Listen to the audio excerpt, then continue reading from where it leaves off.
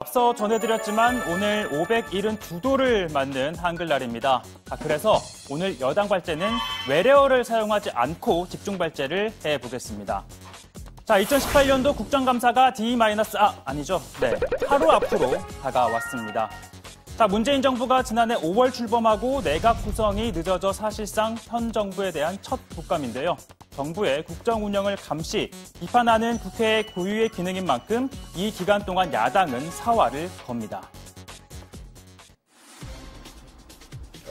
112명의 자유한국당 의원들은 철저하게 팀플레이를 통해서 한 놈만 패는 그런 집중성과 끈기로 국민들의 알 권리를 제대로 대변해내는 문재인 정부의 무능함, 무모함, 비겁함, 불통, 신적회 등 5개의 쟁점 사항별로 중점적으로 파헤쳐서 대한민국의 잘못된 정책들을 바로잡는 국정감사가 될 것입니다.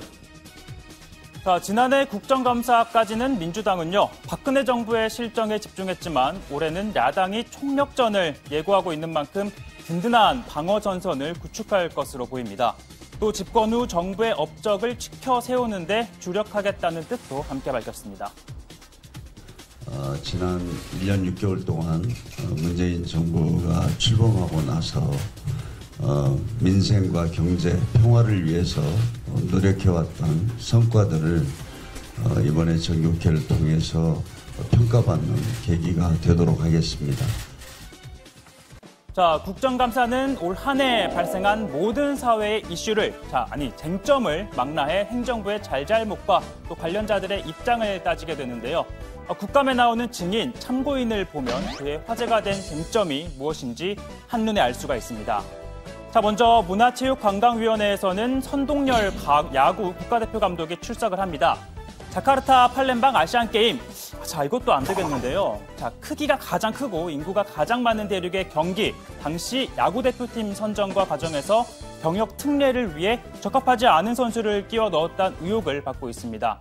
자, 놀이 분야에서는 장병규 블루홀, 파란 구멍 의장이 이름을 올렸는데요.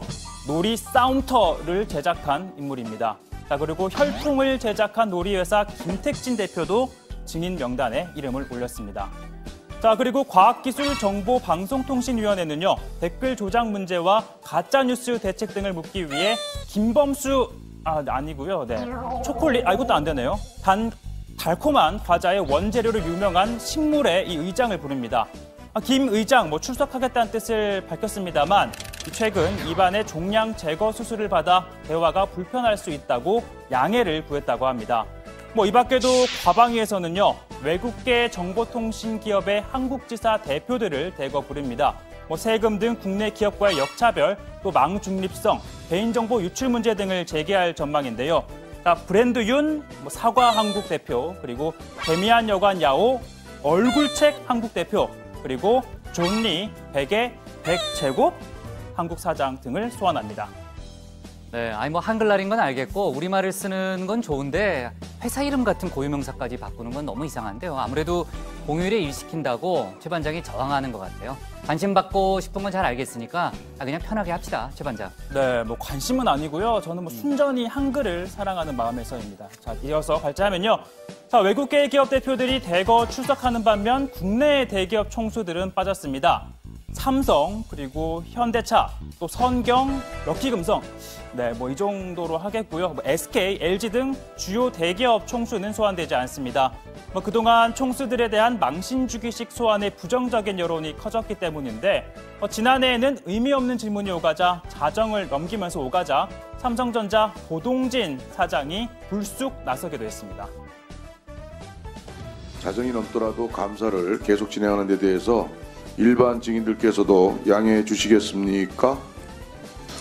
합니다. 끝나기로 한 거는 한 사람들이 이제 가기로 하지 않았습니까?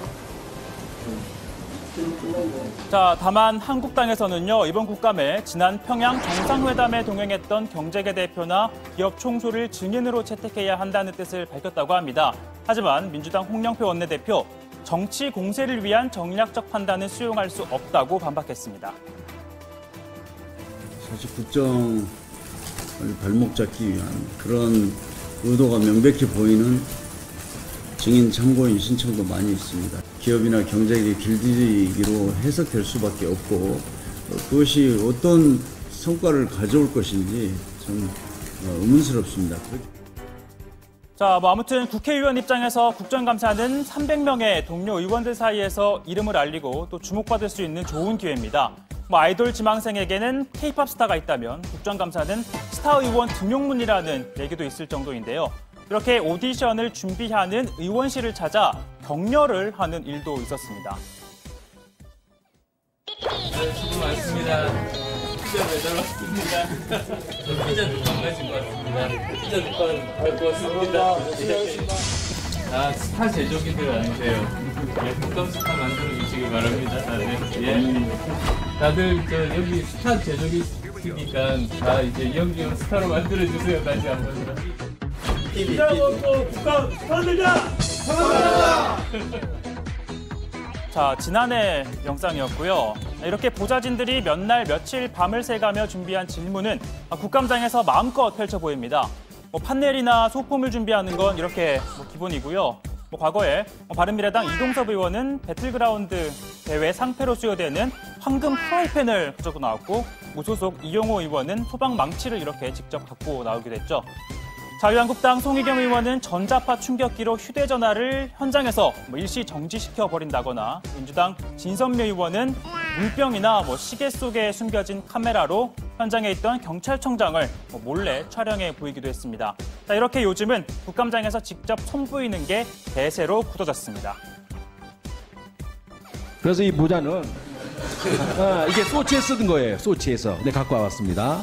그래서 다시 한번 살펴보세요. 그 다음에 이 담요 좀 보세요. 이게 5,000원짜리 뿐이 안 됩니다. 근데 소치에 가니까 이런 걸 주더라고요. 이거 갖고 되지 않습니다. 우리가 뭐 별걸 다 하는 거지. 헤르메스냐 그랬더니 에르메스래요, 이게. 이것이 시중에 돌고 있다는 거고. 물론 일각에서는 이 같은 퍼포먼스는 보여주기에 불과하다, 핵심이 빠진 쇼라는 비판도 적지 않습니다. 자, 올해 국감에서는 남북관계와 경제정책 등 쟁점이 많아 곳곳에서 여야 격돌이 예상이 되는데요. 또 이번엔 어떤 이슈가, 또 어떤 의원의 질문과 증인의 대답이 화제가 될지 주목됩니다.